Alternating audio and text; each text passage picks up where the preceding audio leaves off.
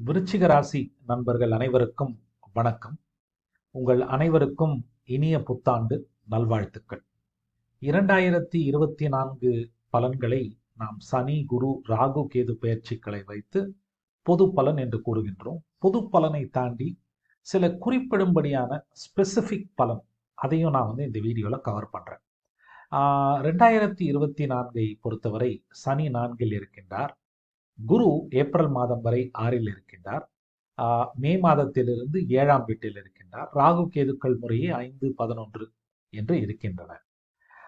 இதில் குரு 7ற்கு வருவது குரு பலம் அப்படின்னு சொல்றோம். குரு பலம்னா ஒரு தெய்வ கடாட்சம், கடவுளின் அருள் அப்படின்னு நம்ம சொல்லலாம். இல்லைன்னா லக் ஃபேக்டர் அப்படின்னு சொல்லலாம். இந்த குரு பலன் வர்றதுனால திருமணம் கைகூடுறது மாத்திரம் இல்லை, குழந்தை பிறப்பு, குழந்தை பாக்கியம், புதிய வேலை, புதிய ஒரு பிஸ்னஸ் துவங்கிறது, வேலையில் ப்ரமோஷன், இன்க்ரிமெண்ட் கிடைப்பது, புதுசாக கஸ்டமர் கிடைக்கிறது, வேலையில் ஒரு தொழிலில் ஒரு லாபங்கள், ப்ராஃபிட் கிடைக்கிறது, நீண்ட நாட்களாக உங்களை வாட்டி வந்த ஏதாவது ஒரு நோய் தீர்றதுக்கான ஒரு வாய்ப்பு, அப்படிலாம் யாருக்கிட்டையாவது பிரச்சனை இருக்குது, சண்டை நடந்திருந்ததுன்னா இந்த சண்டைகள் முடிவுக்கு வருவதற்கான ஒரு வாய்ப்பு, இதெல்லாமே குருபலம் இருக்கும் காலகட்டத்தில் நடப்பதற்கு வாய்ப்புகள் அதிகம் இருக்கு. அதனால இது மே மாதத்திலிருந்து கண்டிப்பாக உங்களுக்கு அந்த குருவோட பரிபூர்ண பலன் உங்களுக்கு ஒரு வருட காலம் கிடைக்கும். நல்ல வாய்ப்புகளை கண்டிப்பாக பயன்படுத்தி கொள்ளலாம். ஏப்ரல் மாதம் வரை குரு 6 இருக்கின்றார். 6ஆம் வீட்டில் இருக்கும் குரு கொஞ்சம் ட்ரிக்கி தான். ஓகே, கடன், நோய், எதிரி சார்ந்த விஷயங்கள் தலை தூக்கும். அதை தாண்டி 7ஆம் வீடு என்பது திருமணத்தை குறிக்கக்கூடிய ஒரு வீடு. 7ற்கு 12ஆன, அதாவது பாவத் பாவக அமைப்பின்படி, அதாவது ஒவ்வொரு வீட்டையும் 1ஆம் வீடாக பாவித்து அதுக்கு 12 வீடையும் நம்ம பார்ப்போம். அதுக்கு பேர் தான் பாவத் பாவக விதி, பாவாதிபத்தியம்னு அதை சொல்லுவாங்க. அந்த விதிப்படி 6ஆம் வீடு 7ற்கு 12ஆக வருகின்றது. அதாவது 12 என்பது விரயஸ்தானம். திருமண உறவிற்கு, திருமண வாழ்விற்கு விரயஸ்தானமான 6ஆம் வீட்டில் குரு இருக்கின்றார். அதனால திருமணம் சார்ந்த விஷயங்களில் பிரச்சனை வரலாம், திருமண வாழ்க்கையில் பிரச்சனைகள் வரலாம். ஓகே, 6ல் குரு இருக்கும் காலகட்டத்தில் நிறைய பேர் பிரிந்து விடலாமா அப்படின்னு கூட சில பேர் நினைப்பாங்க. பொறுமையா இருங்க. ஓகே, இவ்வளோ நாள் வந்துட்டீங்க, இன்னும் ஒரு 4 மாதம் தானே. மே மாதம் வந்தால் இது அப்படியே நிலைமை தலைகீழாக மாறி நல்ல ஒரு புரிதல் உங்களுக்கு கணவன் மனைவியிடையே உண்டாகும். ஓகே, அதை கொஞ்சம் மனசில் வைத்துக் கொள்ளுங்கள். தேவையில்லாமல் பிரிவு அப்படின்றத பற்றியெல்லாம் யோசித்து அவசர முடிவு எதுவும் எடுக்காதீர்கள். 7ஆம் உங்களுக்கு திருமண வாழ்வில் பிரச்சனை இருந்தால் குரு 7ல் வரும் வரை பொறுமையாக காத்திருக்கும். ஓகே, இன்னொன்று, இந்த ராகு கேது இருக்கிறதுனால நல்லது தான் இந்த பலன். ஓகே, ராகு 5ல் இருக்கும்போது உங்களோட கிரியேட்டிவிட்டி ஜாஸ்தியாக இருக்கும். ஏதாவது ஒரு விஷயத்தை பண்ணோன்னா புதுமையாக பண்ணுறது, அதெல்லாம் நீங்கள் பண்ணலாம்.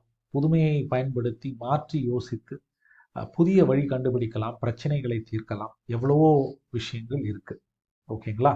சனி 4ல் இருப்பது உங்களுடைய மகிழ்ச்சி சற்றே குறையலாம். ஏன்னா சனி 4ல் இருக்கின்றார். 4ஆம் வீடு தான் மகிழ்ச்சியை குறிக்கக்கூடிய ஒரு இடம். உங்களுக்கு தேவையில்லாத பிரச்சனை, உங்களோட தாய் வழி உறவுகளிடம் பிரச்சனை வருவதற்கும் வாய்ப்பு இருக்கு. பெரிய பிரச்சனை இல்லை. ஓகே, இந்த அஷ்டம சனி, 7 சனி மாதிரி சனி 4ல் இருப்பதினால் உங்களுக்கு பெரிய பிரச்சனை வந்துவிட போவதில்லை. ஓகே, இது எல்லாமே பொது பலன். நான் இது வரைக்கும் சொன்னது பொது பலன்லேயே இன்னும் சில விஷயங்களை நான் கவர் பண்ணணும்னு விரும்புகிறேன். அதில் முதலாவதாக நான் கவர் பண்ண விரும்புறது, இந்த சனியும் குருவும் வக்ரம் என்னும் நிலை அடைகின்றார்கள். இந்த வக்ரம் என்றால் பின்னோக்கி போவது போல் தோன்றக்கூடிய ஒரு நிலை. வக்ரம் இருக்கும் காலகட்டத்தில் ஸ்டே ஆர்டர் மாதிரி முன்னாடியும் போகுது, பின்னாடியும் வராது, நல்லதும் நடக்காது, கெட்டதும் நடக்காது. இப்போ குரு உங்களுக்கு பெனிஃபிட்டாக இருக்காருன்னு சொல்கிறேன். மே மாதத்திலிருந்து இந்த 9 அக்டோபர்லேருந்து 31 டிசம்பர், இன்ஃபேக்ட் அதை தாண்டி கூட அவர் இருப்பார். குரு வக்ரமாக இருக்கும் காலகட்டத்தில் 7ல் குரு இருந்ததால் கிடைத்த நற்பலன்கள் கிடைக்காமல் போவதற்கு வாய்ப்பு இருக்கு அந்த வக்கரமாக இருக்கும் காலகட்டத்தில். இது ஒரு பாயிண்ட்டை நான் சொல்ல விரும்புகிறேன். இன்னொரு பாயிண்ட் என்னன்னா, உங்களுடைய ராசிநாதன் செவ்வாய் இப்போ பார்த்தீங்கன்னா அவர் ஆட்சியாக இந்த டிசம்பர் மாதம் கடைசியில் தனுசுக்கு வந்துடுறார். தனுசு என்பது உங்களுடைய உங்களுக்கு 2ஆம் வீடு இல்லையா? 2ஆம் வீட்டிற்கு வந்து விடுகின்றார். அவர் வந்து உச்சத்தை நோக்கி போய் கொண்டிருக்கின்றார். ஒரு கிரகம் உச்சத்திற்கு மிக அருகில் இருந்தால் அது விசேஷம். அது வந்து நம்ம உங்களோட ராசிநாதனுக்கும் சொல்லலாம். அதனால உச்சத்துல போய் எப்போ இருக்க போறாருன்னா 1 ஜனவரிலேருந்து கிட்டத்தட்ட 14 மார்ச் வரைக்கும் இருக்க போறார். 15 மார்ச்லேருந்து என்ன ஆகுதுன்னா ஒரு விதமான ஒரு பிரச்சனையான நிலைமை. சனி தன்னுடைய 2 எதிரிகளான சனியை அதாவது செவ்வாய் தன்னுடைய பிரதான எதிரியான சனியை கடக்கணும்.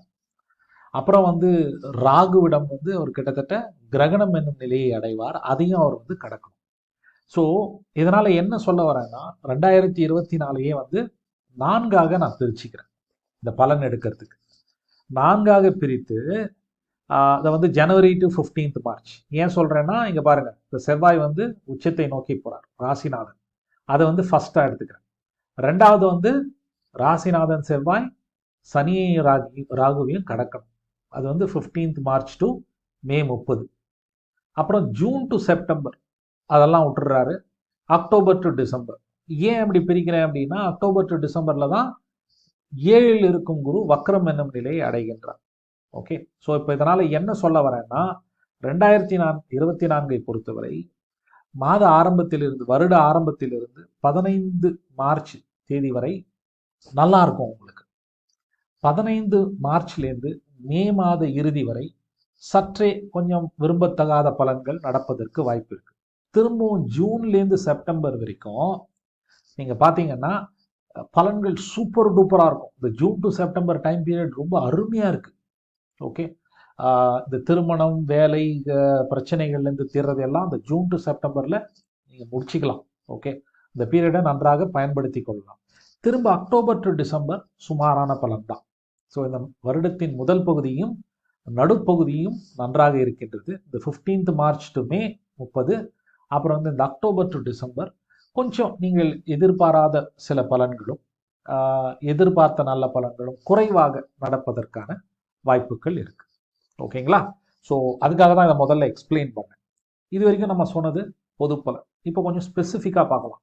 ஸ்பெசிஃபிக்காக பார்க்கறதுக்கு உங்களுடைய ஜனன ஜாதகத்தை நான் எடுத்துக்கொள்கின்றேன். ஜனன ஜாதகத்தில் இருக்கும் கிரகங்கள் கோச்சார கிரகங்களுடன் இணைந்து ஒரு கலவையாக பலன்களை கொடுக்கும். அதை ஆங்கிலத்தில் இன்ட்ராக்ஷன் எஃபெக்ட் அப்படின்னு சொல்லுவாங்க. அதாவது ஒரு கிரகம் இன்னொரு கிரகத்தோட தொடர்பு கொள்ளுது, இணையிறது, ஓகே, இன்ட்ராக்ட் பண்ணுது. அதனால சில விஷயங்கள் நடக்கும். சில நல்லது நடக்கும், சிலது கெட்டதும் நடக்கும். உதாரணமாக உங்களுடைய ஜனன ஜாதகத்தில் கும்ப வீட்டு, அதாவது உங்கள் ராசியிலிருந்து 4ஆம் வீடு இல்லையா, கும்ப வீடு, 4ஆம் வீட்டில் சுக்கிரனோ குருவோ இருந்தால், ஜனனகால சுக்கிரனோ குருவோ இருந்தால் அவை கோச்சார சனியுடன் இணைந்து நல்ல பலன்களை வாரி வழங்கும்.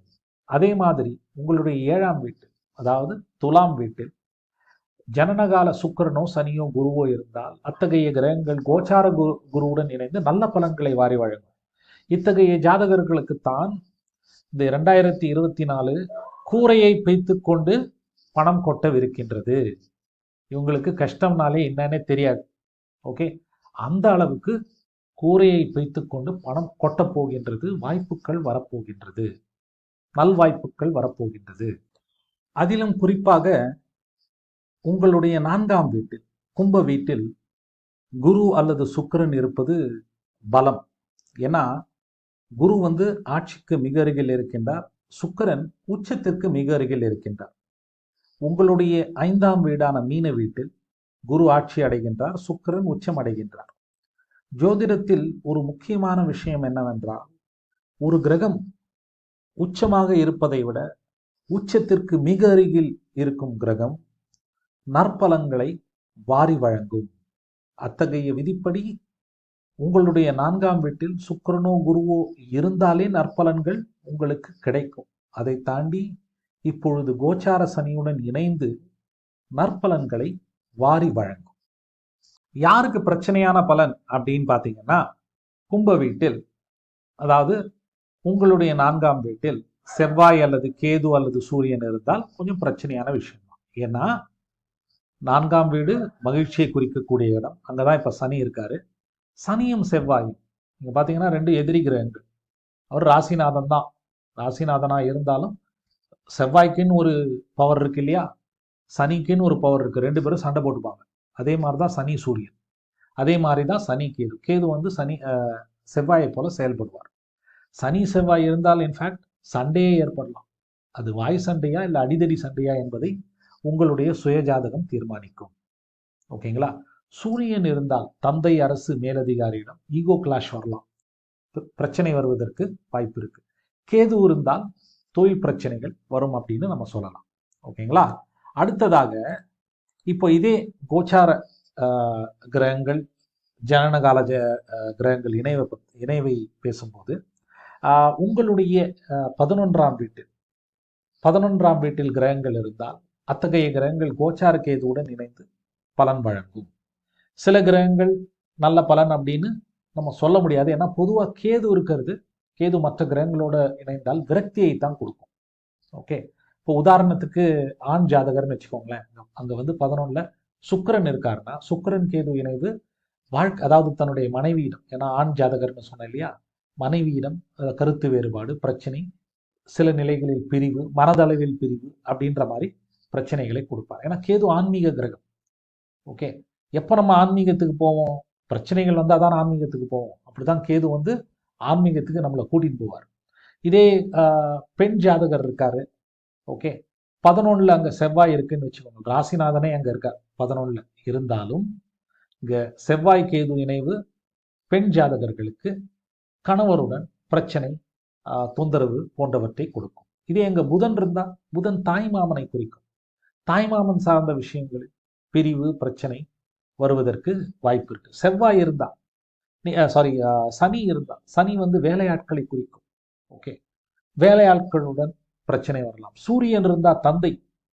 ஓகே, இப்படிதான் நம்ம வந்து கேதுவால் ஏற்படக்கூடிய பலன்களை நாம் எடுக்கும். இது ரொம்ப முக்கியம். ஏன்னா கேது இங்க இருக்கிறது கண்டிப்பா நம்ம வந்து கருத்தில் கொள்ள வேண்டும். ஏன்னா கேது ஆன்மீக கிரகம், விரக்தி, தனிமையை கொடுக்கக்கூடிய கிரகம். ஏன்னா இருக்கிற எல்லா பிளானட்ஸ்லையும் நமக்கு இருக்க 9 பிளானட்ஸில் 9 கிரகங்களில் கேதுதான் மிகவும் வலிமை வாய்ந்தவை. சனி கிடையாது, சூரியன் கிடையாது.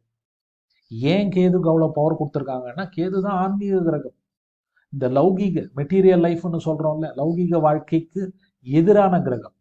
அதனால்தான் கேது திசையை கடக்கிறது ரொம்ப கஷ்டம்னுவாங்க.